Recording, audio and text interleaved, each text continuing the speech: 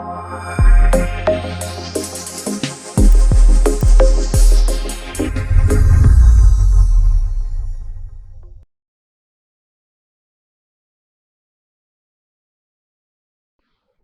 consumer in the marketplace. So let us understand first of all the consumer that is there existing in the marketplace.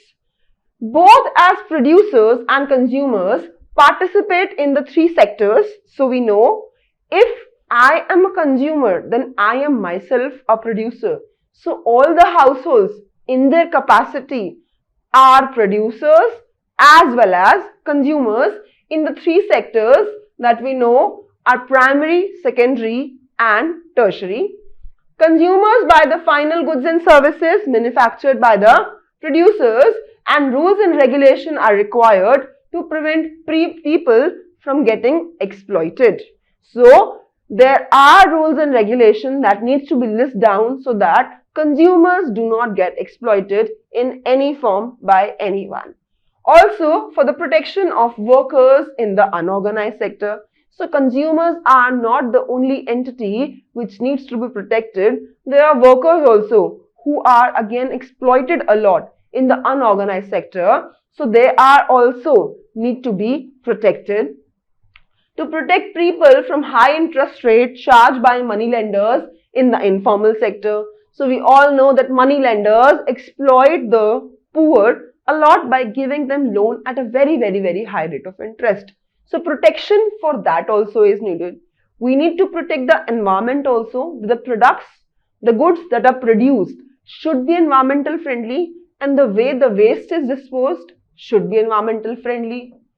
The protection of consumers is very mandatory. We need that consumers are not exploited even when they are not aware of their rights. So consumer movement is an effort to encounter unfair situations faced by the consumers at any point of time from the duration of the manufacturing of the good till the end services are received. Exploitation happens in many ways. So we'll talk about how exploitation happens. I can be exploited by selling expired good, by selling adulterated good, by telling some wrong information, by giving some misleading information. If you know, Fair and Lovely used to be selling their goods on the basis that they will make you fair. So that was against the nature. That was also on the racism basis. So that is why the brand has to take away its tagline to make people fairer to a normal moisturizing cream or whatsoever is their logo is. So traders include in unfair practices like using incorrect weights, putting extra charges, adulterating the food, selling defective goods or the goods that have expired. They also produce goods which are misleading. They also advertise wrong. And when producers are few and powerful, they are in a situation to manipulate the prices. They are in a situation to create monopoly, and by monopolizing, they use the advantage out of their monopoly. Big companies have huge wealth, power and reach, and they can manipulate the market by passing false advertisement as well.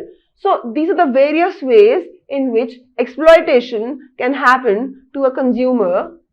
For example, a company selling a baby powder milk for years worldwide claim that their milk is better than the mother's milk, which is an impossible thing, which just cannot happen. So this is the agenda which they were selling, and they were basically doing the false advertisement.